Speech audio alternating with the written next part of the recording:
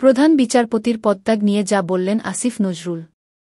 ছাত্রজনতার দাবির মুখে প্রধান বিচারপতি পদত্যাগ করবেন কি না তা তাকেই ঠিক করতে হবে বলে মন্তব্য করেছেন অন্তর্বর্তীকালীন সরকারের আইন, বিচার ও সংসদ বিষয়ক উপদেষ্টা আসিফ নজরুল। ফুল কোর্ট সভা ডাকার কোনো সুযোগ নেই বলেও মন্তব্য করেন তিনি। শনিবার ১০ আগস্ট সকাল ৯:৩০টার পর সচিবালয়ের মন্ত্রণালয়ের কর্মকর্তাদের সঙ্গে বৈঠক করেন তিনি। পরে গণমাধ্যমকে বলেন, সব ধরনের খারাপ আইনসহ পুরো আইন বিভাগের সংস্কার করা হবে। রাষ্ট্রীয় প্রতিষ্ঠানকে জনগণের নিপীড়নের জায়গা হিসেবে গড়ে তোলা হয়েছিল বলে মন্তব্য করেন তিনি। যত দ্রুত সম্ভব সংস্কার কাজ শেষ করে মুক্তজীবনে ফিরতে চান বলে জানান এই আইন উপদেষ্টা। প্রধান বিচারপতিসহ বিচারপতিদের পদত্যাগে দুপুর ১টা পর্যন্ত আল্টিমেটাম দিয়েছে বৈষম্য বিরোধী ছাত্র আন্দোলন। এরপর বাসভবন ঘেরাও করবে তারা। সে পর্যন্ত সুপ্রিম কোর্ট চত্বরেই বিক্ষোভ করবে আন্দোলনকারীরা।